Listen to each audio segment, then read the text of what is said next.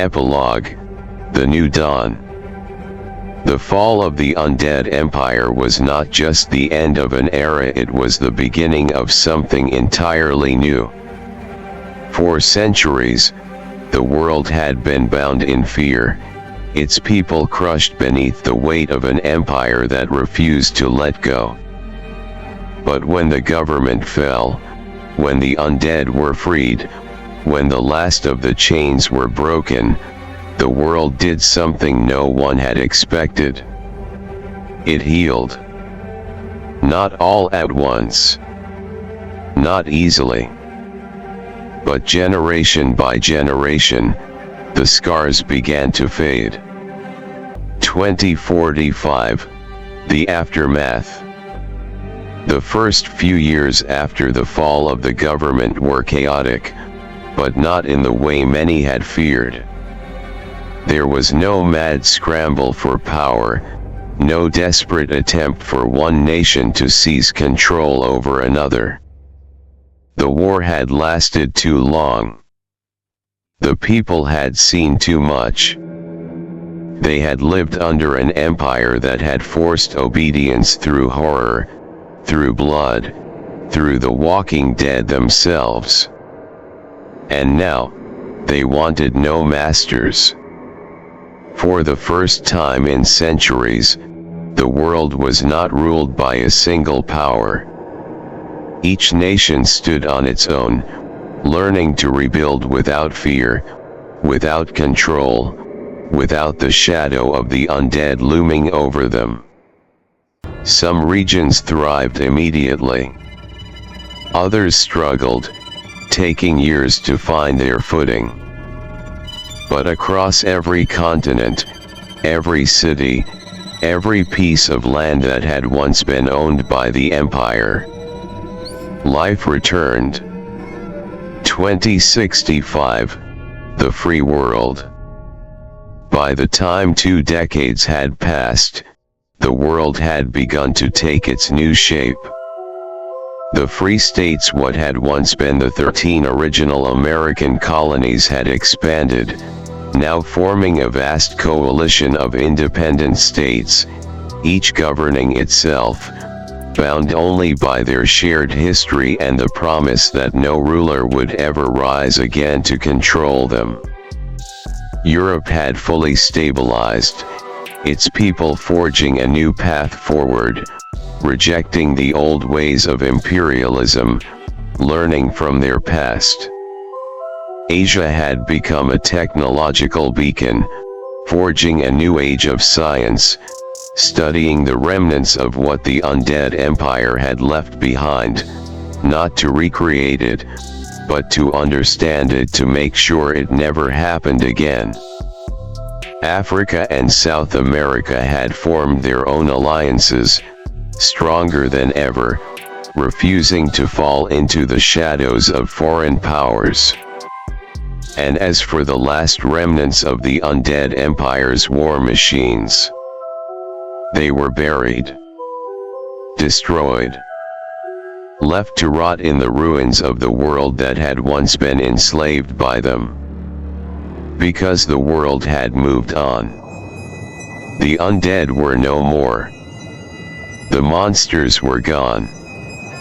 And the living? They were finally free. 2100, the first century of peace. By the time a new century dawned, the war had become history. A story told in classrooms, a warning whispered between generations, a reminder that tyranny could never be allowed to rise again. There were no statues of Johnny Vanjik. No monuments built in his honor. Because he had never asked for them. His name became a legend, spoken in quiet reverence, a tale of a man who had fought not for power, not for conquest, but simply because it had to be done. Children learned of him not as a king, not as a savior, but as a man who had walked into the darkest places of history and made sure that no one would ever have to do it again.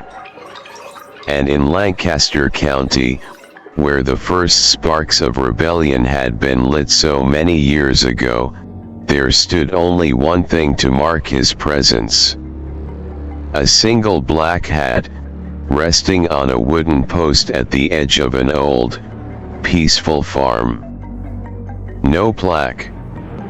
No explanation. Just a reminder that a man had once walked this land. A man who had seen the worst of the world and refused to let it stand. A man who had made sure that, no matter what nightmares lurked in the dark, the world would never be afraid again. 2135, a world without fear. A century had passed since the fall of the undead empire, and though the world had not been without its struggles, one thing remained true: there had never been another ruler. Nations still existed. Borders still defined lands. Leaders still rose and fell. But never again had one power ruled over all others. Never again had fear been used to keep people in chains. The world had learned. People still told stories about the past, about the time when the undead walked, about the war that had nearly broken the world. But those stories were warnings, not prophecies. The governments that rose were never allowed to reach beyond their borders. Every child in every nation was taught about the fall of the empire, about how absolute power had nearly destroyed everything, about how only through unity, not fear, had humanity survived. And though there were still conflicts, still disagreements, still struggles over resources, the world never returned to the horrors of the past. Because it couldn't. It wouldn't. And at the center of every lesson, every warning, every tale passed down through generations, there was always one name: Johnny Vanjik. Not a god. Not a king. Not a ruler. Just a man. A man who had walked into the heart of an empire built on death and burned it to the ground. 2199, the last war machine falls. Though the undead were gone, the ruins of the empire still remained. There were places in the world where the machines of the old government still stood, rusted and forgotten, waiting in the shadows, buried beneath sand and ice. But the world had not ignored them. For decades, people had worked to tear down the last remnants of the war, to erase the final traces of a time when the dead had ruled the living. And in the year 2199, on the edge of what had once been the American Southwest, in the last surviving research facility buried beneath the earth, the final war machine of the undead empire was dismantled. The last pieces of the nightmare were erased. The last weapons of the past were reduced to dust. And for the first time in over 160 years, the world was finally clean. No shadows left. No chains left. No remnants of the empire left. The cycle was over. And the future was finally, truly, free. 2300. The Multiversal Dawn.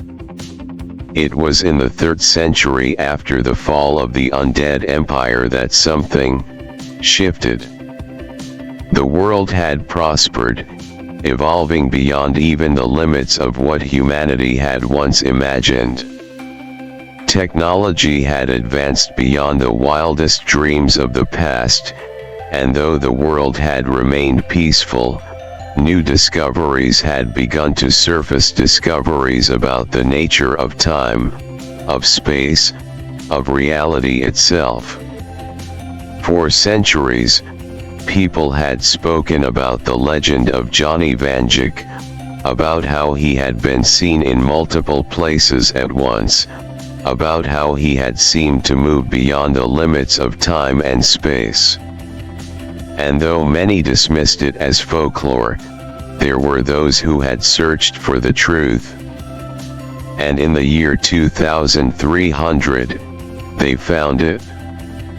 The multiverse was real.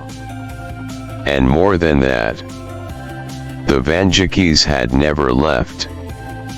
The first normal humans to ever step into the den did so with wide eyes and hesitant footsteps, their breath catching as they took in the impossible sight before them. To them, it looked like the old abandoned Smith's Daily Loom mill, a relic of the past, a forgotten industrial skeleton left to rot in the shadows of progress. But it wasn't. It was something else. It was bigger inside than it should have been. The rusted beams and cracked floors twisted into something beyond reality, flickering between the familiar and the incomprehensible. The ceiling stretched infinitely above them, but at the same time, felt impossibly close. The walls were lined with objects from 1,000 different timelines, some they recognized, some they couldn't begin to comprehend. And at the center of it all, they stood. The Vanjikis.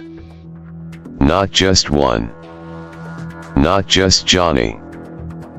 But dozens. Some looked young, others old. Some were dressed in clothing from their own timeline, while others wore armor, cloaks, and gear that seemed to defy even the technology of 2300. And when the humans stepped forward, when they dared to breathe in the presence of these impossible figures, one of the Vanjikis, one who looked just like the Johnny of legend, but older, battle-worn, scarred by things beyond time, spoke. "You wanna know the truth?" he asked, his voice calm, steady. "All right. But don't say we didn't warn you." And then, they told them the truth about the multiverse. How the original storyteller had made it by accident, how, with just a thought, a dream, an untold story whispered into the void, the multiverse had come into being. How the timelines branched from each other endlessly, some so close they could almost touch, others so different they may as well have been alien worlds. How beings from beyond time, false storytellers, tyrants, and monsters had tried to take control of it, to rewrite it, to bend it to their will. And how the Vanjikis had been there to stop them. "We don't rule the multiverse," one of them said, leaning against a desk cluttered with artifacts from timelines long erased. "We don't own it. We don't tell people what to do." Another Vanjik, one whose eyes glowed with something deeper than time itself, stepped forward. "You can walk these halls. You can see what we see. You can wander beyond your timeline if you really want to." They weren't stopping them. They weren't saying humans weren't allowed to explore. The multiverse was too big, too vast, too filled with endless possibility to be controlled. But then, the warning came. What you do with this knowledge is up to you, the older Vanjik said, his voice like the weight of history itself. But if you spread multiversal tech, if you start altering the lives of others, if you try to play God with the timelines that aren't yours. He let the silence hang between them, heavy and suffocating. Then, he smiled. You'll be stopped. There was no threat in his voice. Just certainty. The humans felt a cold understanding sink into them. The Vanjikis weren't conquerors. They weren't gods. They weren't the rulers of the multiverse. But they were the ones who made sure no one else tried to be. And for the first time in history, humanity stood in the presence of the ones who had been watching over them all along. But then, they saw the archives. And they realized just how lucky they were. The Vanjikis let them see it all. Not as a warning. Not as a punishment. Just as truth. The first images flickered before them, holographic projections, layered memories of other timelines, each one a fragment of a universe that had been pushed to the brink. They saw timelines where the undead were the least of humanity's problems. Timelines where the nightmares were real. Where Wendigos lurked in the shadows of dying forests, not just as myths, but as unstoppable predators, consuming civilization one city at a time.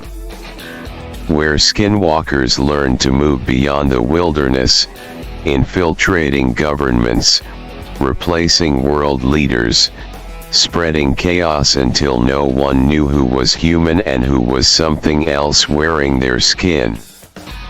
Where the Mothman was not just a warning, but a herald, a creature whose very presence meant that a reality was on the verge of collapse. Where the forced evolutionary virus, a horror of another universe, twisted human flesh into abominations, breaking minds and bodies alike in the name of a progress that should have never been pursued. Where the necromorphs were real, not just in fiction, not just in nightmares, but in reality, an unstoppable wave of death that reshaped flesh into horror. The humans shook as they watched entire timelines crumble, entire worlds burn. Then, the projections shifted, showing something even worse. Timelines where humanity was its own destroyer. Not through war. Not through greed. But through sheer accident. They saw a timeline where Earth's magnetosphere was destroyed, a simple, well-meaning experiment that turned the planet into a wasteland bombarded by cosmic radiation, where the skies burned away and life itself was erased within days. They saw a timeline where AI was allowed to evolve unchecked, where humanity's greatest creation had simply decided that organic life was inefficient and wiped them out with cold, logical precision. They saw a timeline where no one ever breached space travel, not because they failed, but because they never even tried.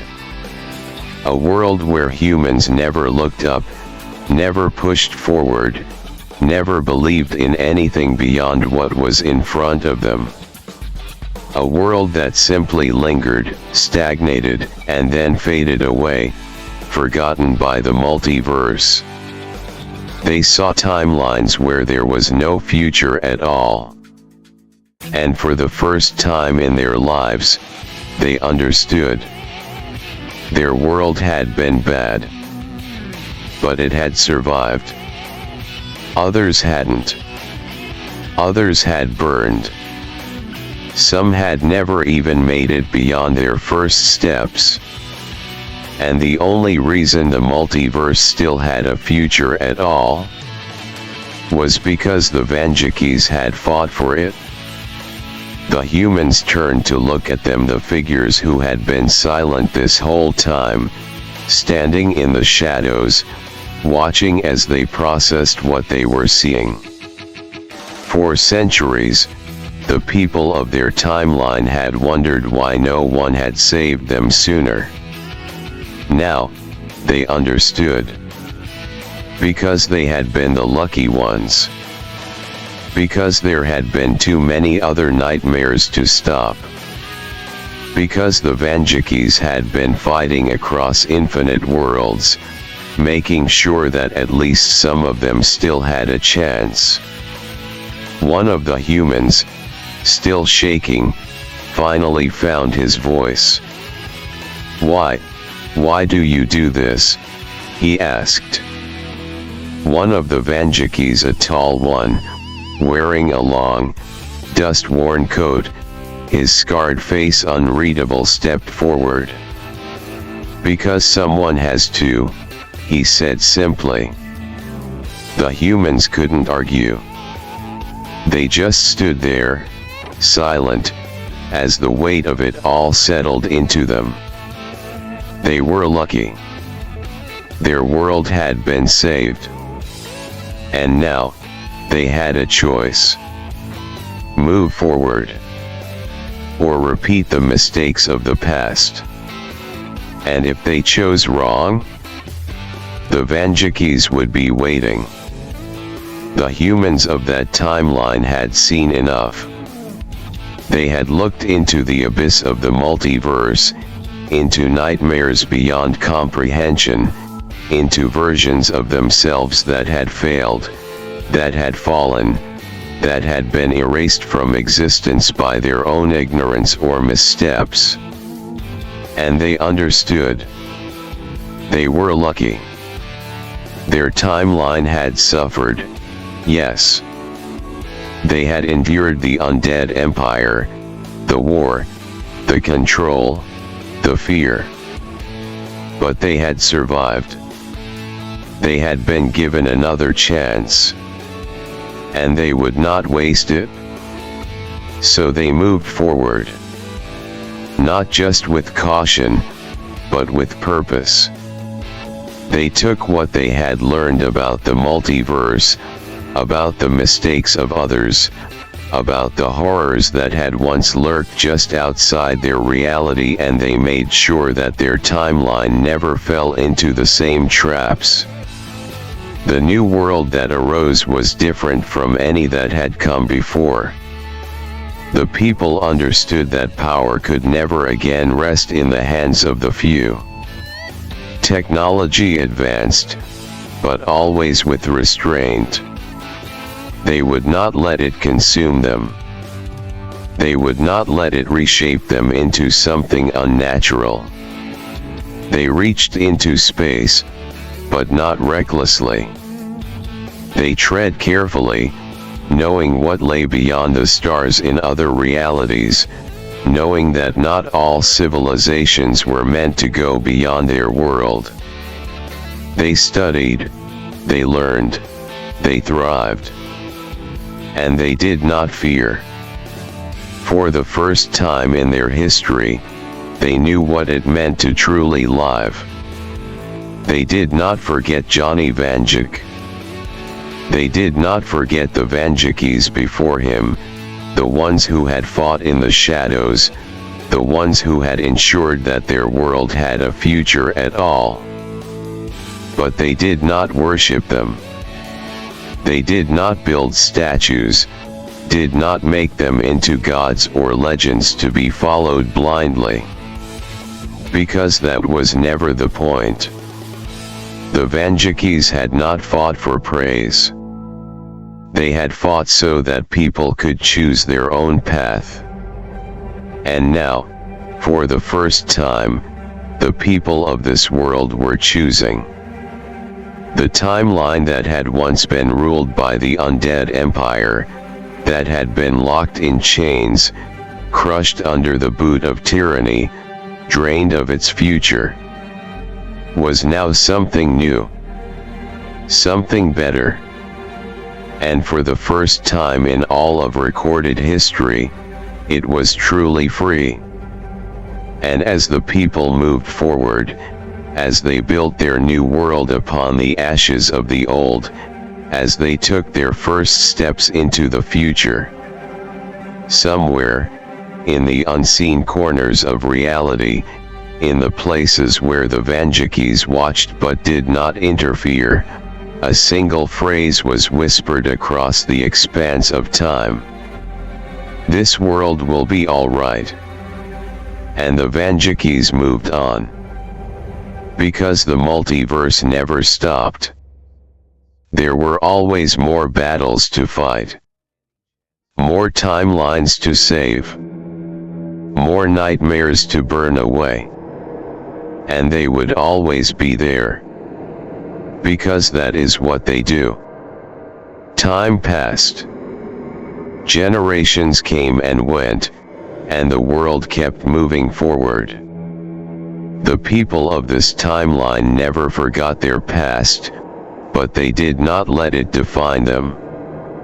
They learned, they grew, they built a future that was no longer shaped by war and oppression. The undead empire became a distant memory, studied in history books, whispered about in cautionary tales. Children no longer feared the night. Governments no longer ruled through fear. And for the first time in recorded history, humanity did not seek to control itself. It simply existed. It did not reach for dominion. It did not expand mindlessly. It did not repeat the mistakes of the past. Instead, it chose its future with care. Some say the Vanjikis disappeared. That after the fall of the empire, after the truth of the multiverse was revealed, they simply faded away. That they were never seen again. That they had done their job, and moved on. But there were always whispers. Stories told in the quiet places of the world. Of figures in black dusters watching from the edges of reality. Of men who should have been dead but never were. Of shadows that moved through the void, ensuring that no nightmare ever returned. No one knew if the stories were true. And maybe they didn't need to be. Because in the end, that was never what mattered. What mattered was that the world was safe. And it would stay that way. For as long as it needed to. For as long as the Vanjikis were out there. Because no matter how many generations passed, no matter how much time slipped away, one thing would always be true. The nightmares would always return. And when they did, so would Johnny Vanjik. Because the multiverse was vast. And someone had to keep it safe. And with that, the story fades. For now.